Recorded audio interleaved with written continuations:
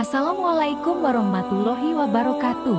Di kesempatan kali ini saya ingin bercerita tentang pemuda Ashabul Kahfi.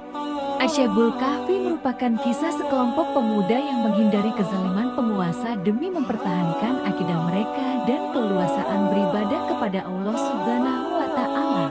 Kisah tersebut tercantum dalam Al-Quran surah ke-18. Surah itu diberi nama Al-Kahfi sesuai dengan nama kelompok pemuda tersebut. Penamaan surah ini menjadi bukti bahwa Ashabul Kahfi mendapat perhatian besar di dalam Al-Quran. Ashabul Kahfi adalah sekelompok pemuda yang beriman kepada Allah. Ketika itu mereka hidup di tengah masyarakat penyembah berhala. Mereka hidup di masa raja yang zalim bernama Raja Dikianius di kota Ephesus Romawi. Saat Dikianius mengetahui kelompok pemuda yang tidak ingin menyembah berhala, sang raja marah lalu memerintahkan mereka untuk mengikuti kepercayaan raja. Tetapi, Ashabul Kahfi menolak dengan lantang.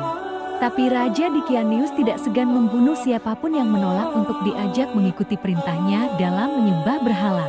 Para pemuda tersebut menyebutkan alasan mereka menolak menyembah berhala karena hanya ingin beribadah kepada Allah. Raja Dikianius pun tidak tinggal diam dan mulai menawarkan keuntungan bagi mereka, seperti harta hingga jabatan agar mau menyembah berhala. Namun, mereka tetap teguh pada pendiriannya dan menolak semua tawaran menggiurkan dari Raja Dikianius. Keteguhan para pemuda tersebut diceritakan dalam surah Al-Kahfi ayat 13-14. Artinya, kami ceritakan kepadamu Muhammad kisah mereka dengan sebenarnya. Sesungguhnya mereka adalah pemuda-pemuda yang beriman kepada Tuhan mereka, dan kami tambahkan petunjuk kepada mereka. Dan kami teguhkan hati mereka ketika mereka berdiri lalu mereka berkata, Tuhan kami adalah Tuhan langit dan bumi.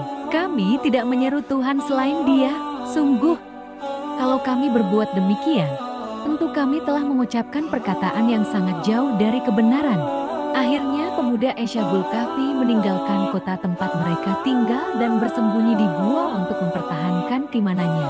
Mereka bersembunyi di Gua Rajib yang lokasinya berada sekitar 8 km dari Amman, Yordania.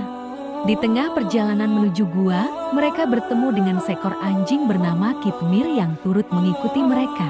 Di gua tersebut, para pemuda dalam kisah Ashabul Kahfi bisa bebas beribadah kepada Allah sekaligus memohon perlindungan agar terhindar dari kejaran tentara Raja Dikianius.